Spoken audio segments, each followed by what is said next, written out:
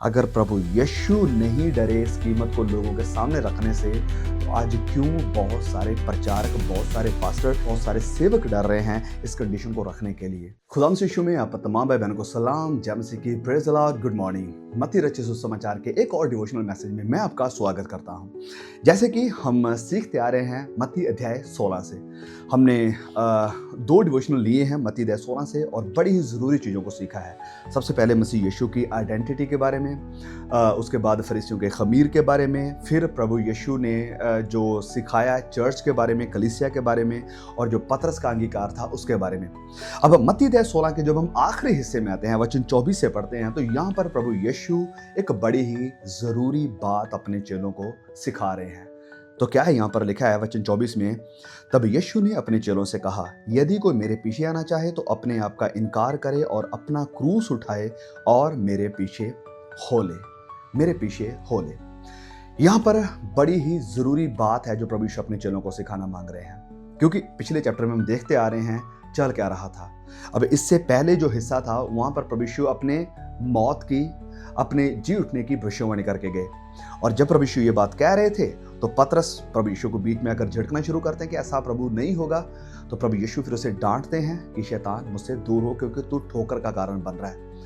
ये क्रॉस की बात फिर कंटिन्यू रहती है, क्योंकि हम पिछले वीडियो में जैसे बता रहे थे कि चेलों की एक्सपेक्टेशन ये थी कि ये जो मसीहा होगा वो क्रूस पर मरने वाला नहीं, वो जयवंत मसीहा है, वो देश को आजाद कराने वाला मसीहा होगा।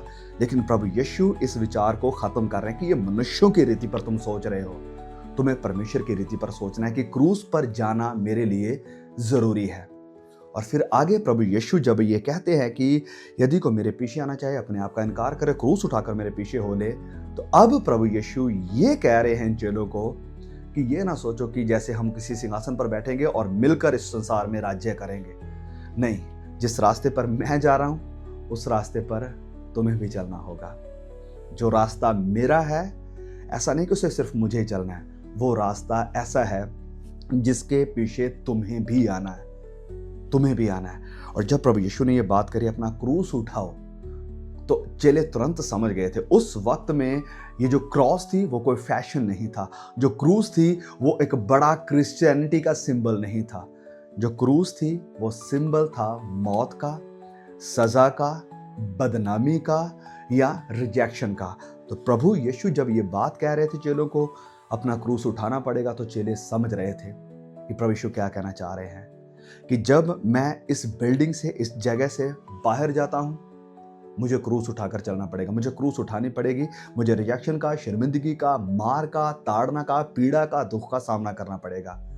तो अब सवाल आपके लिए ये है, जब मैं जा रहा हूं वहां पर और इन चीजों का सामना कर रहा हूं, क्या आप मेरे पीछे आओगे? यदि आप मेरे पीछे आओगे तो तुम्हें भी इसी लानत का, इसी दुख का, इसी कष्ट का, इसी शर्मिंदगी का, इसी पीड़ा का सामना करना पड़ेगा। अगर तुम मेरे पीछे आना चाहते हो तो सवाल है कि क्या तुम मेरे पीछे चलोगे? तब यीशु कह रहे हैं कि यदि कोई मेरे पीछे आना चाहे अपने आप का इनकार करे और अपना क्रूस उठाए हुए मेरे पीछे हो ले। तो क्रूस उठाना, अपने आप का इनकार करना, ये दोनों एक ही चीज है। जब हम अपने आप का इनकार करते हैं मतलब हम क्रूस को उठा रहे हैं। जब अपनी इच्छाओं का इनकार करते हैं मतलब हम क्रूस को उठा रहे हैं। जब हम मसीह की इच्छा के अकॉर्डिंग चल रहे हैं मतलब हम क्रूस को उठाकर चल रहे हैं। बहुत सारी अलग अलग सलीबें या क्रूसेस हो सकती है हमारी, जिसको उठाकर हमें चलना पड़ेगा। सवाल ये है, एज ए क्रिश्चियन क्या आप तैयार हैं क्रूस को उठाने के लिए, शर्मिंदगी का सामना करने के लिए? लोग आपको बुरी बुरी बातें कहेंगे, आपके बारे में गलत गलत बयान देंगे, आपके बारे में गलत इल्जाम आपके ऊपर लगाएंगे, आपको हो सकता है मारें, आपको हो सकता है स्ताव का सामना करना पड़े, हो सकता है शर्मिंदगी का सामना करना पड़े, हो सकता है मौत का भी सामना करना पड़े। क्या आप तैयार हो? प्रभु यीशु जो कंडीशन है उसे क्लियर कर रहे हैं कि इस गलत विचार में मत रहना कि यदि तुम मेरे पीछे हो लोगे तो सारे आराम, सारे ऐश, सारी बादशाहत, सारी हुकूमतें, सारी ताकतें आपके पास आ जाएगी। प्रभु कह रहे हैं, पहली बात तुमने कही कि मुझे जाना है यरूशलेम में, वहां पर मुझे दुख उठाने पड़ेंगे, मार डाला जाएगा, मुर्दों में से मैं जी उठूंगा। फिर यहीं पर कहानी खत्म नहीं होती है। जब तुम मेरे पीछे चलोगे तो तुम्हें भी इसी क्रूस का सामना करना पड़ेगा। ये बात प्रभु यीशु अन्य जातियों को नहीं कह रहे, ये बात प्रभु यीशु अपने चेलों को कह रहे थे। यहाँ पर साफ लिखा कि अपने चेलों से कहा, जो चेले थे, जो चर्च में आने वाले, जो उसके पीछे चल दिए थे, इन्होंने अपने आप में से बहुत सारी चीजों का इनकार कर दिया था। इन्होंने अपना काम छोड़ दिया था, अपना घर छोड़ दिया था, सब कुछ को छोड़कर वो प्रभु यीशु के पीछे चल दिए थे। तो अब प्रभु यीशु इस बात को क्लियर कर रहे हैं कि जब तुम मेरे पीछे चले हो तो इस विचार से मत चलना कि जैसे हम यरूशलेम पर या इजराइल पर राज्य करेंगे। हमारा राज्य इस संसार का है नहीं, हमारा राज्य इस संसार का है नहीं।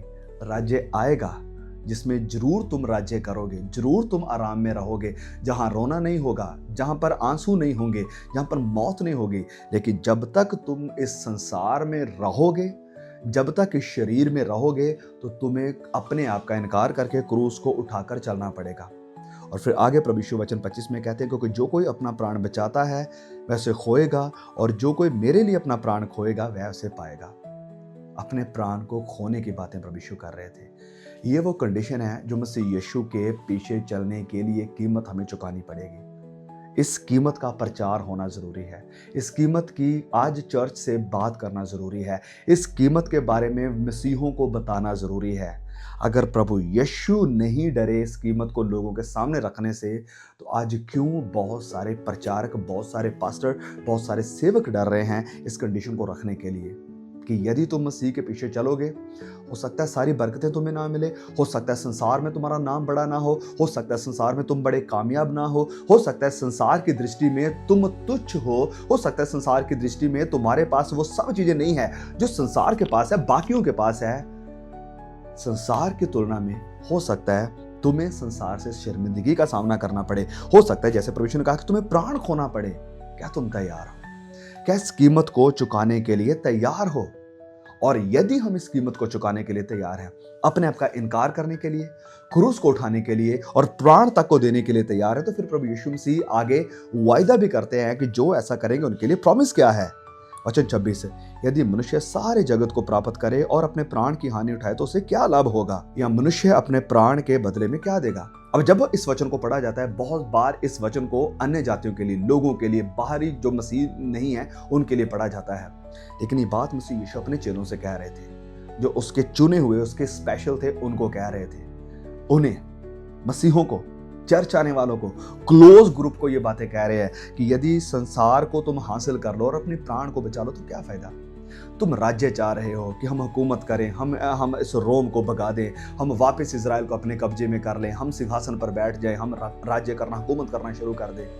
यदि तुम ये सब कुछ हासिल कर लो और तुम्हारे प्राण का उद्धार ना हो, तुम्हारा प्राण नाश हो जाए, तो क्या फायदा है। तुम संसार में गाड़ियों के पीछे भाग रहे हो, बरकतों के पीछे भाग रहे हो, ये मिल जाए मुझे, वो मिल जाए, मैं यहाँ चला जाऊँ, वहाँ चला जाऊँ, मैं इससे ज़्यादा अमीर हो जाऊँ, इससे बड़ा मेरा घर हो जाए, इससे बड़ी गाड़ी मुझे मिल जाए, उससे बड़ा मेरा बैंक अकाउंट हो जाए, उससे ज़्यादा कंफर्ट मेरे घर में हो, मेरे पास सब वो चीज़ हो जो लोगों के पास होती हैं। तो प्रभु यीशु कह रहे हैं कि क्या फ़ायदा है जब ये सारी चीज़ें तुम्हारे पास है, लेकिन तुमने अपना प्राण खो दिया, इसका क्या फ़ायदा। इसका मतलब मैं ये बिल्कुल नहीं कह रहा हूँ कि प्रभु हमें ये आशीषें नहीं दे सकते या प्रभु हमारी ज़रूरतों को पूरा नहीं कर सकते। वो करते हैं, अद्भुत तरीके से करते हैं, हमने अपनी ज़िंदगी में देखा है। वो जिसको चाहे ब्लेस करते हैं, उन्होंने किया भी है। बहुत सारे मसीहों को ब्लेस किया है जो कि प्रभु की सेवा कर रहे हैं, प्रभु के राज्य को फैलाने में काम आ रहे हैं। लेकिन वो सब चीज़ें सेकेंडरी हैं। वो सब चीज़ें अगर हैं तो भी प्रभु का धन्यवाद, अगर नहीं है तो भी प्रभु का धन्यवाद। लेकिन सबसे ज़रूरी चीज़ है, पाप रूपी बीमारी से क्या हमारा छुटकारा हुआ है। पाप रूपी जो वायरस है, क्या हमारा उससे उद्धार हुआ है। प्रभु यीशु उससे उद्धार करने के लिए आए। तो इस कारण प्रभु कह रहे हैं कि यदि मनुष्य सारे जगत को हासिल कर ले, हर तरह के आशीष को प्राप्त कर ले, हर तरह के ऐशो आराम को हासिल कर ले और अपने प्राण को खो दे, तो क्या फायदा। फिर वचन 27 में प्रभु कहते हैं, मनुष्य का पुत्र अपने स्वर्गदूतों के साथ अपने पिता की महिमा में जब आएगा, और उस समय वह हर एक को ओके, जिन्होंने अपने आप का इनकार किया, जिन्होंने क्रूस उठाकर उसका पीछा किया, जिन्होंने अपने प्राण को प्रिय नहीं जाना, जिन्होंने संसार को जमा करना या संसार को इकट्ठा करना या संसार को कमाना पहला स्थान नहीं रखा, प्रभु कह रहा है कि उस समय वो हर एक को उसके कामों के अनुसार प्रतिफल देगा। तो प्रतिफल मिलेगा हर एक को उसके कामों के अनुसार।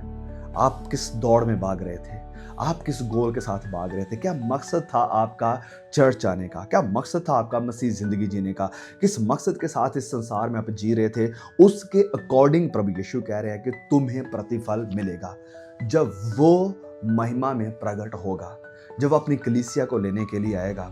प्रतिफल मिलेगा, बड़ा प्रतिफल मिलेगा उनको जिन्होंने अपने आप का इनकार किया, क्रूस उठाकर उसका पीछा किया और अपने प्राण को भी प्रिय नहीं जाना, और जिन्होंने सारे जगत को हासिल करने की कोशिश नहीं करी वरन मसीह यीशु को हासिल कर लिया, उनके लिए ये सबसे बड़ी बरकत होगी। और प्रभु यीशु कह रहे हैं कि जब मनुष्य का पुत्र अपनी महिमा में आएगा तो उस सब के अकॉर्डिंग उनको प्रतिफल मिलेगा जैसा उन्होंने अपनी जिंदगी को गुजारा। सो मेरे प्रिय भाई मेरी बहन, ये चैलेंज मेरे और आपके लिए लगातार है। नए नियम की क्रिश्चियनिटी में ये चैलेंज लगातार है। हाँ, वो बात अलग है कि आज की क्रिश्चियनिटी में इसे निकाल दिया गया, लेकिन नए नियम की क्रिश्चियनिटी बार बार हमें सिखाती है कि क्या आप अपने आप का इनकार करने को तैयार हो, क्या आप क्रूस उठाने को तैयार हो, क्या अपने प्राण को प्रिय जानते हो या अपने प्राण को भी प्रभु के लिए देने को तैयार हो, क्या आपके लिए संसार को इकट्ठा करना यानी संसार के पीछे भागना, संसार की हर एक चीज को प्राप्त करना, क्या ये आपका गोल है, या मसीह यीशु को प्राप्त करना, मसीह यीशु के लिए तैयार होना, पवित्रता में बढ़ना, नम्र होकर चलना, बच्चे की तरह बनना, क्या ये आपका गोल है, मसीह यीशु की तरह ढलना, ये आपका गोल है। इस सब के अकॉर्डिंग आपको प्रतिफल मिलेगा, ये प्रभु यीशु कह रहे हैं। प्लीज इस मैसेज को शेयर करें और भाई बहनों तक। मैं आपको दोबारा फिर मिलूंगा एक और नई डिवोशन के साथ। तब तक के लिए प्रभु मुझे आपको हम सबको संभाल कर रखे। आमीन। Praise the Lord.